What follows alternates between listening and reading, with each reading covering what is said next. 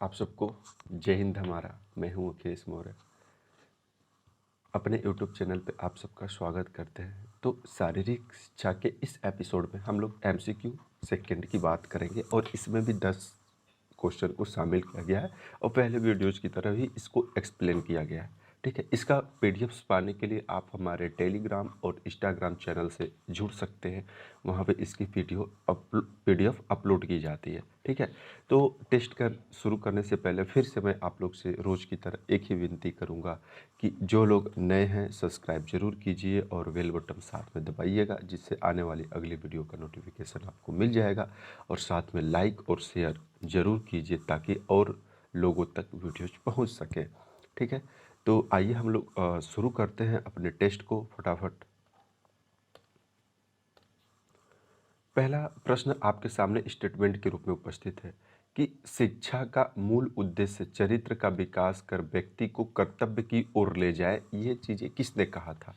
Gandhi ji, James Smith, Dayanand Saraswati और स्वामी विवेकानंद। देखिए, ऐसे में बहुत सारे लोग गलतियां करते हैं। पहले चीज़ आता है कि अगर जो प्रश्न स्टेटमेंट के रूप में पूछा गया है अगर वो नहीं आता तो सबसे पहले हमें विकल्पों की ओर ध्यान देना चाहिए, किसका किसका नाम दे रखा है। ठीक है, तो सबसे पहले हम लोग यहाँ पे गांधी जी की बात करेंगे। तो गांधी जी का जो स्टेटमेंट रहा एजुकेशन को लेके, शिक्षा को लेके, वो बालक की क्या था? बालक के शरीर, बालक के शरीर, मस्तिष्क, वह जो था आत्मा,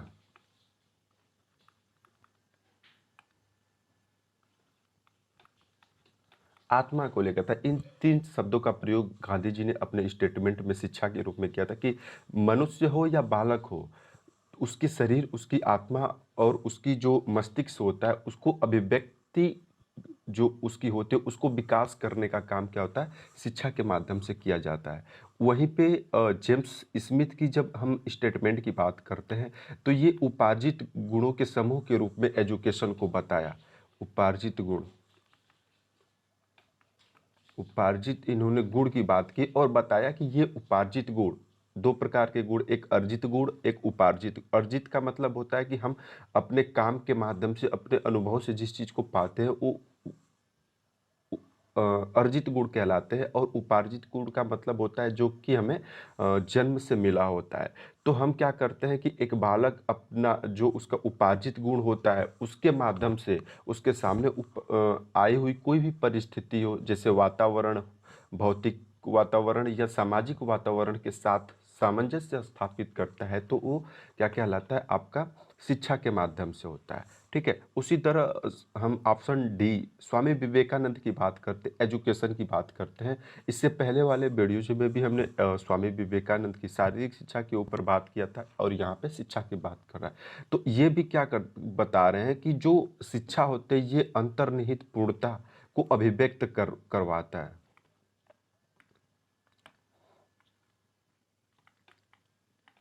अंतर्निहित, अंतर्निहित जो पूर्णता होती है, जैसे हम एजुकेशन को कहते हैं ना, एजुकेशन का जब हम परिभाषित करने का प्रयास करते हैं तो हम कहते हैं लैटिन भाषा के ई से आता है। ई का मतलब क्या होता है? अंदर से बाहर की तरफ। और दूसरा शब्द होता है ड्यू को, यानी कि प्रदर्शित करना होता है। ठीक उसी तरह स्वामी विवेकानंद भी कहते हैं कि शिक्षा जो होती है हमारे एक अंतर्निहित जो पूर्णता, यानी कि अंदर जो हमारे गुण होते हैं उसको बाहर की तरफ प्रदर्शित करना, लोगों को बताना ही एजुकेशन होता है। ठीक है, तो वहीं पे दयानंद सरस्वती, स्वामी दयानंद सरस्वती, ठीक, जो इस प्रश्न का सही उत्तर होता है, वे अपने पुस्तक सत्यार्थ प्रकाश, सत्यार्थ प्रकाश में कहते हैं कि शिक्षा का जो उद्देश्य होता है वो चरित्र का विकास कर व्यक्ति को कर्तव्य की ओर ले जाता है। जब व्यक्ति की कैरेक्टर डिसाइड हो जाता है तो उस प्रकार से वो व्यक्ति काम करना शुरू कर देता है और अपने लक्ष्य की ओर पहुंचना शुरू कर देता है। सत्यार्थ प्रकाश में स्वामी दयानंद सरस्वती ने कहा था। तो इस प्रश्न का सही उत्तर ऑप्शन सी स्वामी दयानंद सरस्वती हैं। इसके बाद आगे वाले प्रश्न की बात करते हैं। ब्लूम के अनुसार जो शारीरिक शिक्षा का लक्ष्य क्या होता है? ठीक, ब्लूम। सबसे पहले ब्लूम जो थे एक शारीरिक शिक्षाविद थे और उन्होंने शारीरिक शिक्षा के लक्ष्यों को समझाने का प्रयास किया था। तो इनके एक सहायक के रूप में काम करने वाले व्यक्ति थे जब इन्होंने, क्योंकि अलग-अलग लोगों ने, विद्वानों ने शारीरिक शिक्षा के लक्ष्य को अलग-अलग तरीके से समझाने के प्रयास किया, तो उसमें इनके सहायक के रूप में काम करने वाले व्यक्ति थे सॉरी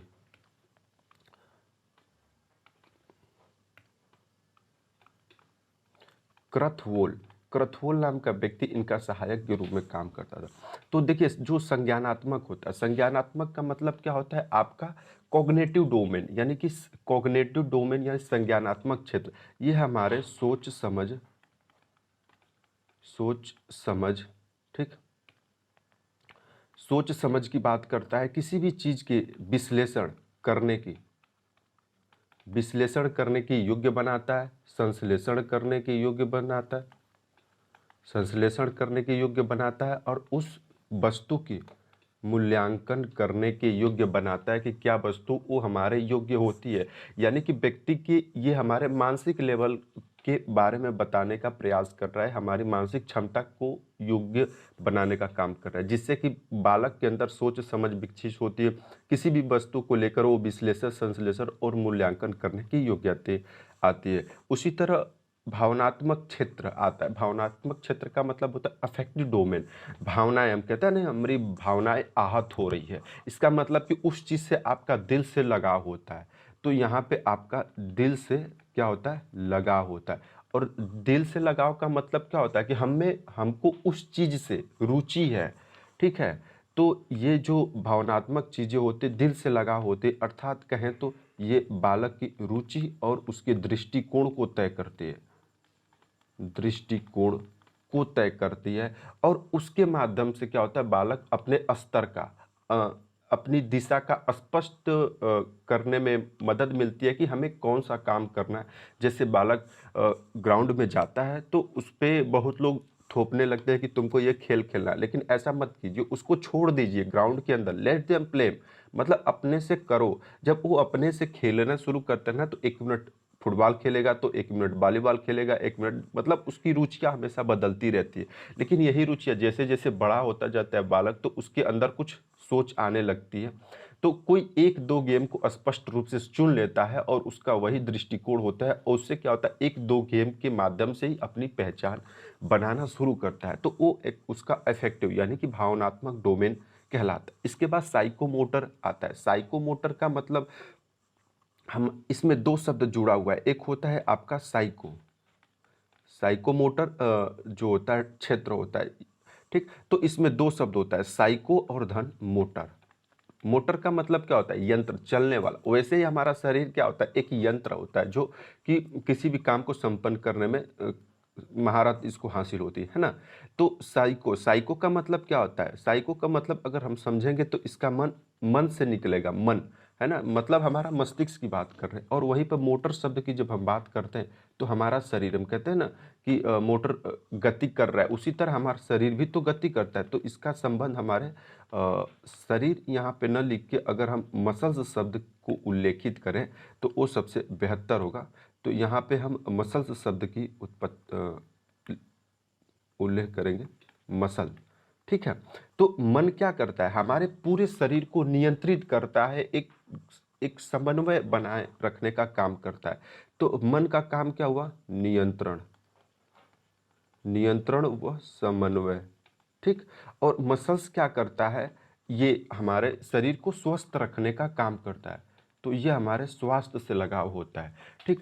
तो जब व्यक्ति क्या होता है, अ, तो जो साइकोमोटर डोमेन या साइकोमोटर क्षेत्र होता है, ये हमारे शरीर को नियंत्रित, समन्वित और स्वास्थ्य बनाने का काम करती है, ठीक। तो ये आगे चलकर जो साइकोमोटर डोमेन होता है, 2 इसके क्षेत्र हो जाते हैं। जो आपका मोटर वाला क्षेत्र होता है, यानी कि जो हमारा मसल्स वाला क्षेत्र होता है, ये ऑर्गेनिक क्षेत्र कहलाता है, ऑर्गेनिक क्षेत्र होता है। और जो मन वाला क्षेत्र होता है, ये मन वाला क्षेत्र जो आपका होता है, वो आपका मोटर डोमेन कहलाता है, यानी कि प्रेरक क्षेत्र कहलाता है, मोटर डोमेन होता है। तो और जब ये तीनों चीज़ें एक बालक के अंदर डेवलप हो जाती है, यानी किसी भी वस्तु को लेकर उसके अंदर सोचने समझने, उसका संश्लेषण, उसका विश्लेषण या मूल्यांकन करने की योग्यता आ जाती है, तो वो सही चीज़ों का चुनाव करता है। फिर क्या करता है कि वो कोई भी काम करता है तो वो किस दृष्टिकोण से कर रहा है इसके बारे में हमें पता चलता है, तो उसके लगाव या रुचि के बारे में पता चलता है। फिर होता है साइकोमोटर डोमेन। इसका मतलब क्या होता है? इसके माध्यम से बालक अपने मन, शरीर, अपने जो मस्तिष्क होता है उसके माध्यम से पूरे शरीर को नियंत्रित और समन्वित करता है, और मसल्स जो होता है शरीर को स्वस्थ रखने का काम करती है। और उससे क्या होता है? बच्चे के हर जो क्षेत्र होता है वो विकसित हो जाता है। और इन्हीं तीनों के तीन तीन जो क्षेत्र होते हैं जब विकसित हो जाते हैं तो बच्चे को कहते हैं कि ये सर्वांगीण विकास है। यानी कि जो हमारे शारीरिक शिक्षा का जो लक्ष्य होता है बालक का, सर्वांगीण विकास करना यानी संपूर्ण विकास करना या ओवरऑल डेवलपमेंट को विकसित करना, यही आता है आपका तीनों क्षेत्र मिलके। तो ब्लूम ने इन तीनों क्षेत्र को एक्सप्लेन किया, बताया कि यही तीन चीज़ें होती हैं जिसके माध्यम से बालक का संपूर्ण विकास हो सकता है। इसलिए ऑप्शन डी इस प्रश्न का सही उत्तर है। इसके बाद प्रश्न 3 की बात करते हैं कि शारीरिक शिक्षा का काला युग किसने शुरू किया? देखिए, ऑप्शन ए है रोमन, बर्बर जाति, जर्मन युग और थियोडिसस।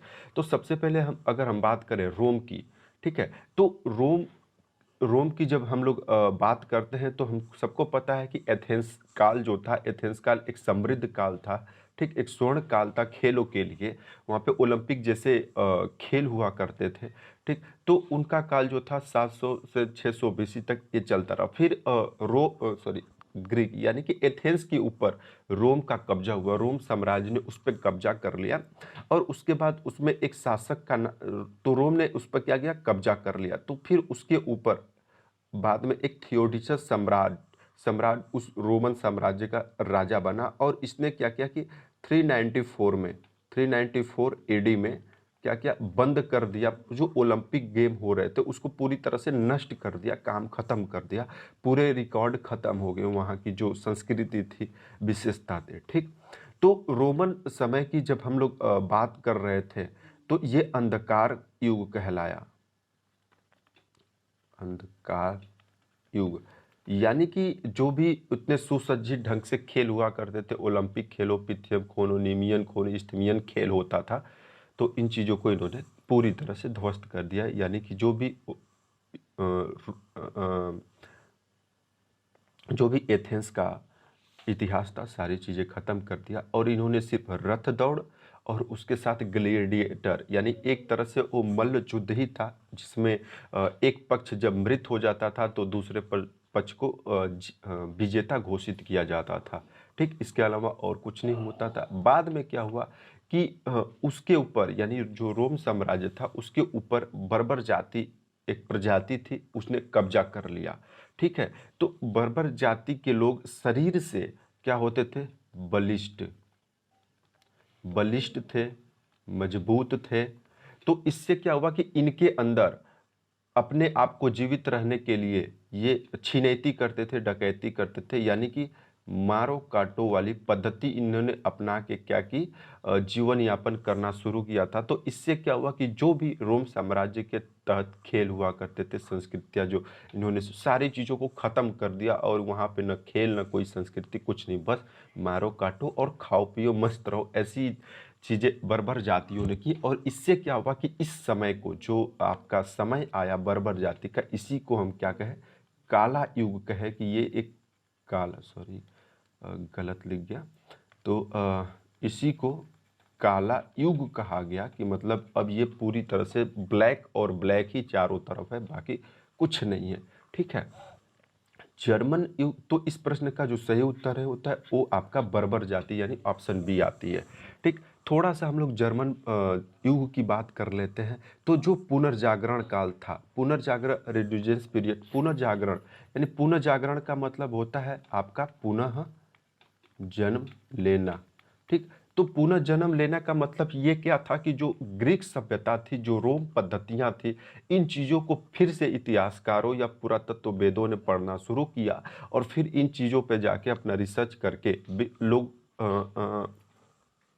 विश्व पटल पर इन्होंने रखना शुरू किया। एथेंस का जो ओलंपिक काल था या फिर जो रोम साम्राज्य के तहत खेल खेले या संस्कृति थी उनको, तो इससे लोगों को बड़ा रुचिकर लगा और बढ़िया लगा। तब क्या हुआ कि इन चीज़ों को अपनाने के लिए जो जर्मनी देश था सबसे पहले आया, और वहाँ पे आप सब जानते हैं जर्मनी में ही father gymnastic grandfather gymnastic fathers के रूप में जान बर्नार्ड बेट्सो आए। फिर इसके बाद क्रिस्टोफर गट्समस्ट आए, फिर लुडविक जान, एडोल्फ स्पीच, ऐसे सारे शारीरिक शिक्षाविद जर्मनी में निकल के आए, जो कि एथेंस की जो जिम्नास्टिक पद्धति थी उन चीज़ों को अपनाए। और यहीं से शुरू हुआ था आपका रेजिडेंस पीरियड, पुनर्जागरण काल, जिसका समय माना जाता है 14 माफ़ कीजिएगा 14 से 17वीं शताब्दी के बीच में ये चीज़ें मानी जाती थी। ठीक, तो इस प्रश्न का सही उत्तर आपका क्या होता है? बर्बर जातियाँ आती है, जो कि काला युग कहा गया था।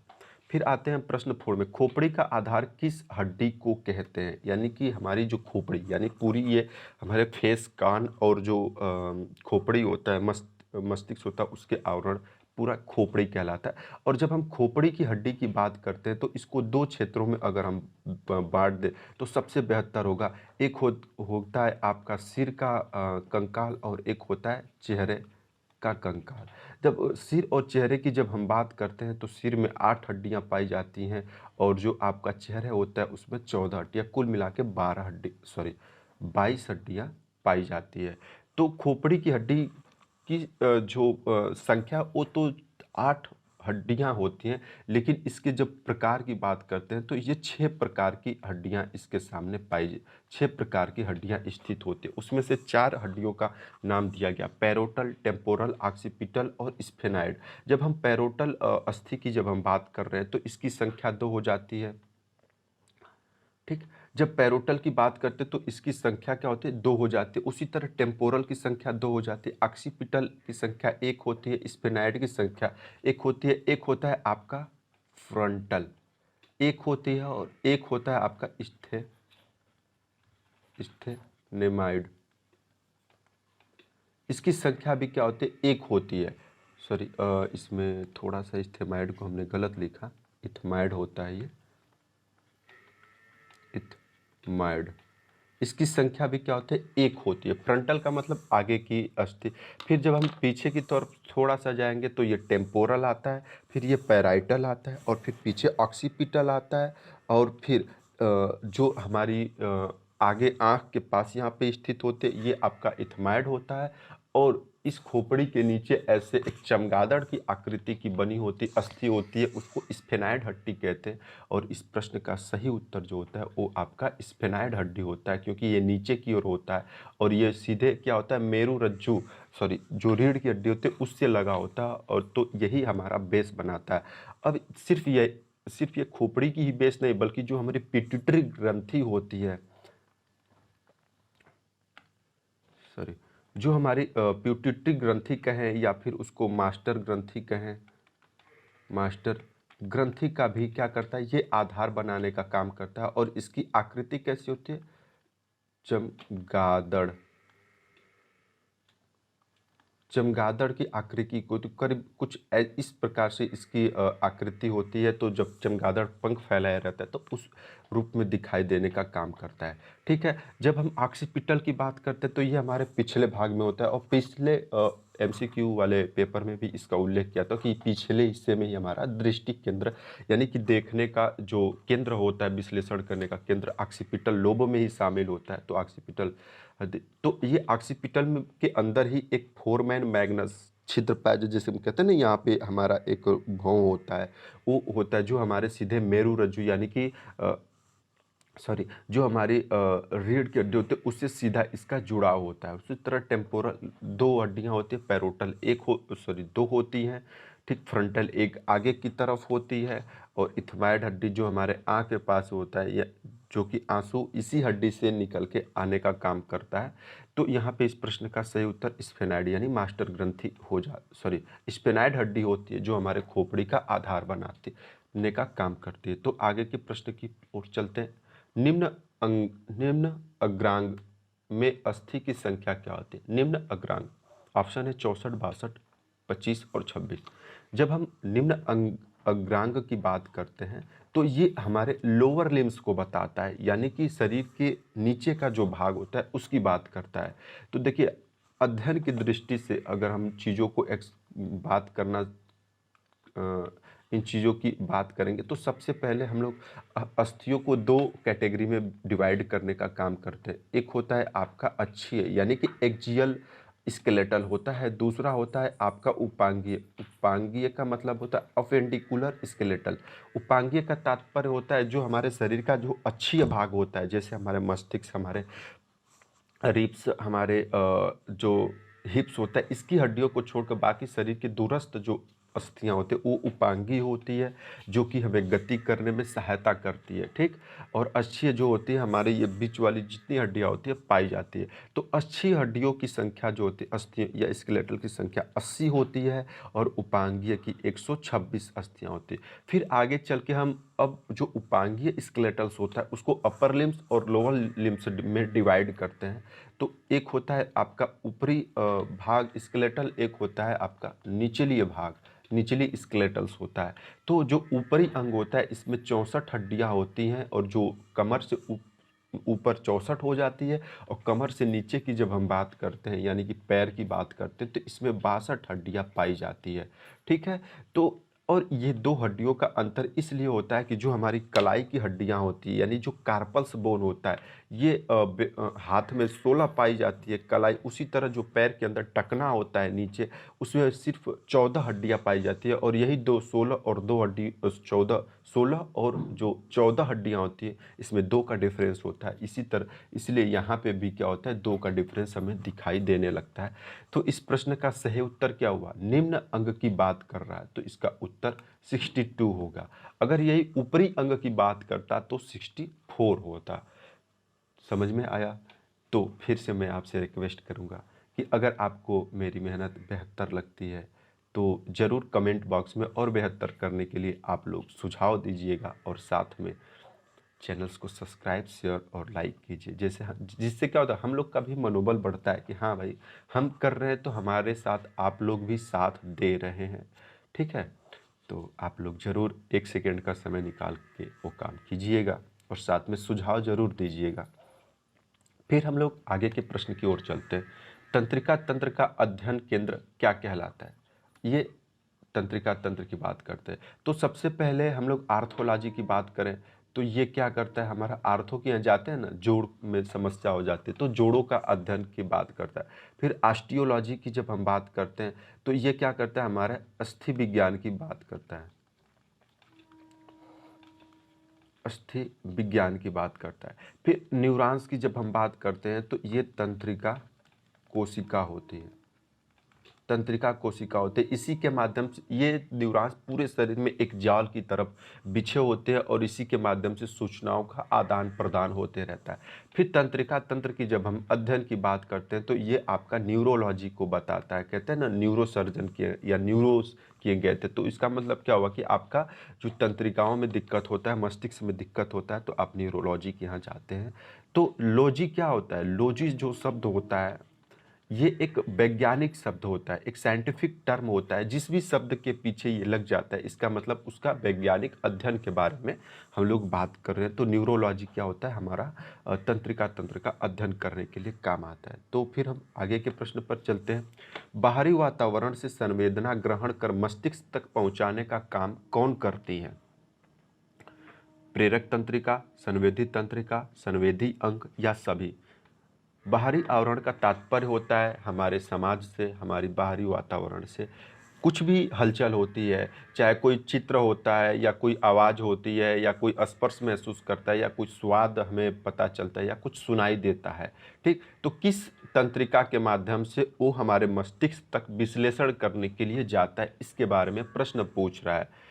प्रेरक तंत्रिका, संवेदी तंत्रिका, संवेदी अंग और सब। सबसे पहले हम लोग संवेदी अंग की जब हम बात करते हैं तो संवेदी अंग का क्या होता है कि संवेदना ग्रहण करना। संवेदना कहाँ से ग्रहण करती है? बाहरी आवरण से। जैसे कि हमें कोई ध्वनि सुनाई दे रही है तो वो हमें संवेदना दे रही है ना। कोई सुगंध या दुर्गंध हमें महक रहा है तो उसके बारे में बात करते हैं। कुछ चीज़ त्वचा से स्पर्श हुई तो वो चीज़ें हमारी क्या होती है, संवेदना होती है। इसको हम लोग उत्तेजना भी कह सकते हैं।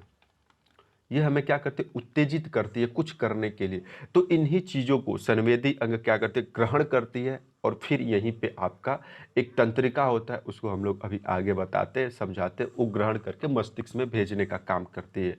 तो ये जो प्रेरक तंत्रिका होती है और संवेदी तंत्रिका, ये एक तंत्रिका कोशिका होती है। ठीक। तो यहाँ पे जब हम तंत्रिका की बात करते हैं तो दो भागों में डिवाइड करने का काम करते हैं हम लोग तंत्रिका को। ठीक। पहली तंत्रिका का नाम होती है संवेदी तंत्रिका, या इसको और दूसरे नाम से अगर कहें तो अभिवाहित तंत्रिका के नाम से, अविवाहित तंत्रिका के नाम से जानी जाती है। अगर हम इंग्लिश में जब इसकी ट्रांसलेट करने का बात करते हैं तो एक होता है sensory nerves, sensory sensory nerves होता है, और दूसरा जो होता है आपका इफरेंट होता है।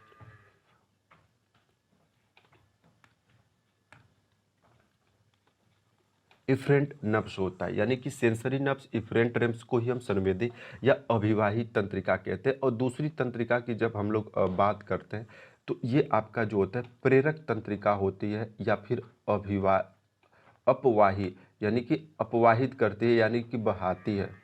तो अपवाहित तंत्रिका होती है जिसको हम मोटर नर्व्स या फिर कहें तो एफरेंट नर्व्स के नाम से, एफरेंट नर्व्स के नाम से जाना जाता है।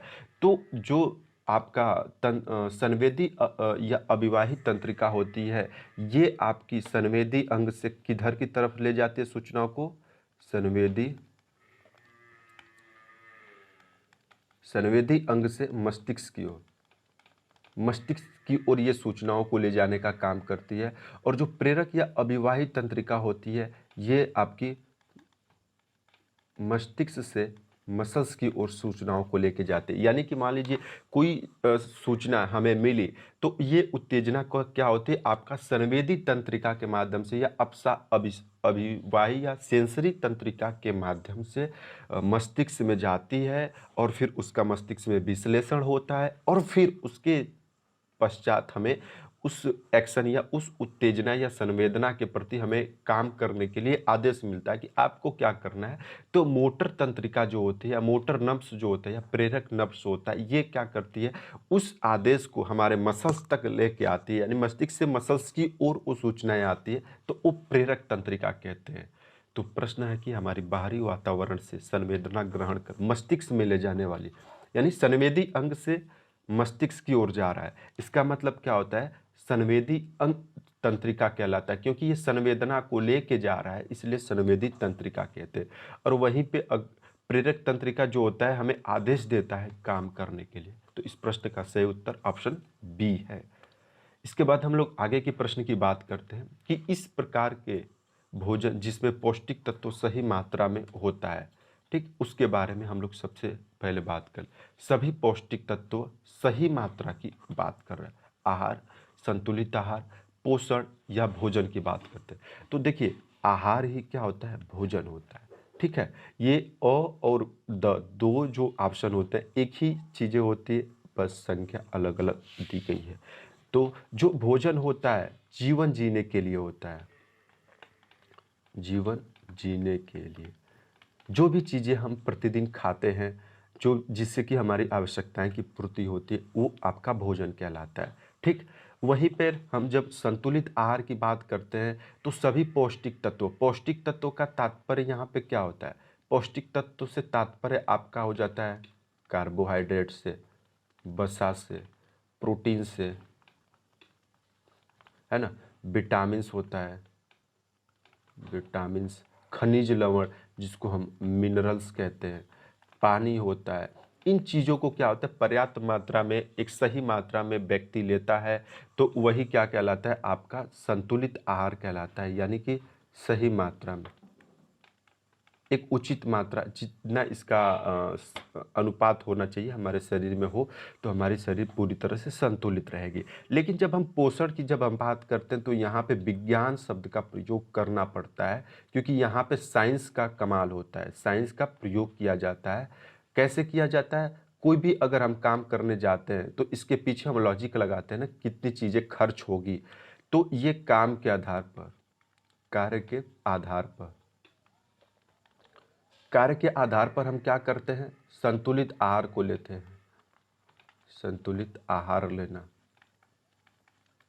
आहार लेना ही क्या होता है, पोषण कहलाता है। अब विज्ञान कैसे डिसाइड करेगा कि ये, क्योंकि मैंने विज्ञान शब्द का यहाँ पे प्रयोग किया, तो इस प्रकार से होता है कि जैसे अगर 100 मीटर स्प्रिंटर्स है, उसके लिए क्या चाहिए आपको, कार्बोहाइड्रेट के, क्योंकि उसको क्विक एनर्जी की ज़रूरत होती है। उसी तरह मैराथन अगर धावक है, मैराथन धावक है, तो उसको क्या चाहिए, लंबे समय तक उसको काम करना है, तो लंबे समय ऊर्जा प्रोड्यूस करने का काम कौन सा पोषक तत्व करता है, वसा करता है। उसी तरह अगर हम कहें जैसे वेट लिफ्टर होता है या पावर लिफ्टर होता है ना, तो वेट लिफ्टर की जब हम बात करते हैं तो इसको बॉडी बिल्डिंग चाहिए, ठीक है। तो बॉडी बिल्डिंग के लिए ये आपका प्रोटीन का प्रयोग सबसे ज़्यादा करने का ये काम करता है। तो इस प्रकार जब हम सही पौष्टिक तत्वों की बात करते हैं, किस भोजन को कहते हैं, ठीक है, तो इसका जो सही उत्तर बन के आता है वो आपका संतुलित आहार, यानी कि ऑप्शन बी की बात कर रहा है, ठीक है। वही विज्ञान आधारित अगर भोजन की अगर हम बात करते हैं तो वो विज्ञान आधारित भोजन तो वो पोषण कहलाता है, जो कि कार्य के आधार पर हम लेते हैं, ठीक, जिसको हम न्यूट्रिशन भी कहते हैं। तो इस प्रकार इस प्रश्न का सही उत्तर ऑप्शन बी हो जाता है। आगे वाले प्रश्न पे हम लोग फटाफट चलते हैं। ऑप्शन 9 है, एथलीट के प्रति किलो शरीर वजन के लिए प्रोटीन की आवश्यकता पड़ती है। कितनी आवश्यकता पड़ेगी प्रोटीन के लिए, एक खिलाड़ी की बात कर रहा है, एक एथलीट की बात कर रहे हैं, ठीक है, प्रति किलो शारीरिक वजन की। तो ऑप्शन है 1.8 ग्राम, 0.8 ग्राम, 18 ग्राम या 180 ग्राम। तो सबसे पहले हम ऑप्शन बी की बात करें, क्योंकि ऑप्शन डी और ऑप्शन सी बिल्कुल गलत है, इस पर कोई हिचक नहीं है। इसके बाद ऑप्शन हम बी की बात करेंगे। तो ये क्या होता है, सामान्य सामान्य व्यक्ति को प्रयोग में लाने वाला प्रोटीन की मात्रा उसके शरीर के पर किलोग्राम के हिसाब से 0.8 ग्राम उसको प्रोटीन चाहिए प्रतिदिन, हर जब वो भोजन करता है तब। इसके बाद इस प्रश्न का सही उत्तर ऑप्शन डी है, 1.8 ग्राम, जो कि एक एथलीट के लिए होता है, क्योंकि उसे अधिक वर्क करना पड़ता है, तो उसके सेल्स टिश्यूज अधिक डैमेज होते हैं, तो उनको रिपेयर करने के लिए अधिक प्रोटीन की ज़रूरत पड़ती है। क्योंकि प्रोटीन हमारे शरीर में बॉडी बिल्डिंग ब्लॉक करने का काम करता है, क्योंकि वो जो हार्मोन्स होते हैं, जो रक्त होती है, रक्त कोशिकाएं होती हैं, ठीक, जो एंजाइम्स होते हैं, इन सब के अंदर प्रोटीन की मात्रा रहती है, जो कि हमारे शरीर को पूरी तरह से बैलेंस करने का काम करते हैं। यहाँ तक कि हमारे जो हीमोग्लोबिन होते हैं, एचबी होता है, इसमें भी तो हीम जो होता है आयरन हो जाता है, और जो ग्लोब्यूलिन होता है एक प्रकार का प्रोटीन होता है। इससे क्या होता है, हीमोग्लोबिन बनता है, और क्या होता है, हमें ऑक्सीजन कैरी करने की क्षमता बढ़ती जाती है। तो इसी तरह एथलीट को क्या ज़्यादा वर्क करना पड़ता है, तो उसको ज़्यादा हार्मोन्स, ज़्यादा एंजाइम्स, ज़्यादा मसल्स वर्क करना पड़ता है, तो उसके लिए प्रोटीन की ज़रूरत ज़्यादा पड़ जाती है। और प्रोटीन का एक और विशेषता ये है कि ये हमारे क्या करता है, मूत्र और आपके पित्त में ये प्रोटीन नहीं पाया जाता है। इन दो जगहों को छोड़ के प्रोटीन हर जगह उपस्थित होता है। यदि शरीर में प्रोटीन की अगर मात्रा आप ज़्यादा लेने लग जाते हैं, ठीक है, तो आपको ज़्यादा से ज़्यादा पानी भी प्रयोग करना पड़ेगा, क्योंकि अगर ज़्यादा से ज़्यादा आप प्रोटीन लेते हैं तो ये हमारे क्या कर, शरीर के अंदर जो नाइट्रोजन्स होते हैं उसको बाहर निकालने का काम करता है। इससे हाइड्रेशन की भी डिहाइड्रेशन की भी समस्या आने लगती है। जो हमारा किडनी होता है उसके ऊपर ज़्यादा लोड बढ़ने लगता है, और वहाँ पर स्टोन जैसी समस्याएं भी आने लगती हैं। तो हम पढ़ने के साथ साथ अपने स्वास्थ्य पर भी ध्यान रखना उतना ही ज़रूरी है। तो आगे की प्रश्न की ओर चलते हैं। तीरंदाजी में किस प्रकार के बल का प्रयोग करता है, ठीक, यानी तीरंदाजी जो खेल होता है, तो इसमें एक तीरंदाज जो होता है धनुष और उस पे लगा हुआ जो रबड़ होता है उसमें तीर के खींचता है, तो जब खींचने के दौरान उसमें कौन सा बल उत्पन्न हो रहा है, इसी के बारे में हम लोग बात करते हैं।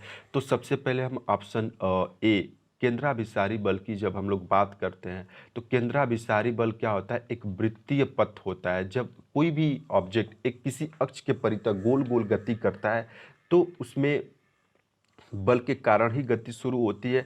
दो बल उत्पन्न होते हैं, एक होता है केंद्राभिसारी बल और दूसरा क्या होता है, केंद्रा अपसारी बल, है ना। केंद्रा अपसारी बल होता है। केंद्राभिसारी बल के कारण केंद्राभिसारी गतियंती यानी कि सेंट्रीपिटल फोर्स जनरेट होता है, और एक बल जो होता है केंद्राभिसारी यानी कि सेंट्रीफ्यूगल फोर्स होता है। तो जो सेंट्रीपिटल फोर्स होता है ये ऑब्जेक्ट को, वस्तु को उसके पथ से केंद्र की तरफ ले आने का प्रयास करता है, और जो केंद्राभिसारी बल होता है वो उस वस्तु को उसके वृत्तीय पथ से बाहर की तरफ ले जाने का प्रयास करता है। और जब दोनों बल एक दूसरे के समान होते हैं तो उस वस्तु पर जीरो के रूप में काम करते हैं, तो वस्तु ऑब्जेक्ट पे अपने पथ पे गति करती रहती है। जो भी बल अधिक होगा वस्तु उसी दिशा की ओर निकल जाती है। तो केंद्राभिसारी बल जो होता है वृत्तीय पथ पर लगने वाला एक बल होता है जो वस्तु को उसको अपने केंद्र या अक्ष की तरफ खींचता है, और केंद्राभिसारी बल जो होता है उसको बाहर की तरफ खींचने का काम करता है। उसी तरह हम प्रतिरोधक बल की जब हम बात करते हैं, तो प्रतिरोधक बल की जब हम बात करते हैं तो किसी भी वस्तु के अगर हम आकार की बात करें, सतह की बात करें, या फिर उसके अंदर, या वस्तु के क्या होते हैं अंदर, जो वस्तु के अंदर जो आंतरिक बल होता है वस्तु का, इसको हम लोग अंदर नहीं लिख के बल्कि उसके आंतरिक बल का ही प्रयोग करेंगे। उसके आंतरिक बल, आंतरिक बल के वजह से अगर उसके गति में कोई रुकावट आ रही है, आंतरिक बल से क्या होगा कि उस वस्तु की जो गति होती है, गति में क्या होता है रुकावट, या फिर कहें तो प्रभाव होता है, तो वो क्या होता है प्रतिरोधक बल कहलाता है। जैसे अगर एग्जाम्पल समझे तो पतंग होता है। पतंग क्या होता है कि उसकी आकार क्या होता है रेक्टेंगुलर होती है, उसकी सतह एकदम मुलायम होती है, उसके अंदर जो बल होता है उसके कारण क्या होता है बाहरी जो, जब उसके ऊपर बल मतलब कि हवा द्वारा उस पर बल आरोपित करने लगती तो वो ऊपर की तरफ चलना शुरू कर देती है, ठीक। तो वो प्रतिरोधक बल के रूप में काम करता है। शियर बल, शियर बल को हम लुढ़कन बल कहते हैं, यानी कि जब कोई एक ऑब्जेक्ट यहाँ पे रखा हुआ है और इसके ऊपर से कोई चीज़ों को सरकाया जा रहा है तो ये आपका शियर बल या लुढ़कन बल कहलाता है। जैसे कि अगर हम बात करें जो डैम होते हैं, डैम पे बड़े बड़े ब्लेड लगे होते हैं, उसके ऊपर पानी गिरता है तो डैम चलना शुरू कर देता है, तो वो शियर या लुढ़कन बल का एग्जाम्पल होता है, यानी बिजली उत्पादन करने की काम करता है। या फिर हम कहें तो जो फैन हम लोग का चलता है यहाँ पे भी शियर बल, वहाँ पे क्या होता है फैन घूमते रहता है, उसके जो ब्लेड होते हैं एयर हवा उस पर टकराती है और फिर तेज़ी के साथ आगे की तरफ सरक के आती है, तो शियर बल के रूप में काम करता है। लेकिन तनाव, इसको हम टेंशन बल कहते हैं, टेंशन बल कहते हैं। इस प्रश्न का सही उत्तर होता है टेंशन बल। जब हम ये आपका क्या होता है, मान लीजिए कि ये आप सॉरी इसको थोड़ा सा हम लोग चित्र बना के अगर समझे तो मान लीजिए कि ये हमारा धनुष है और इस पे ये लगा हुआ आपका रबड़ है या रस्सी होता है, तो इसको क्या करते हैं इधर की तरफ हम लोग खींचते हैं। जब इधर की तरफ खींचते हैं तो ये हमारा तीर होता है,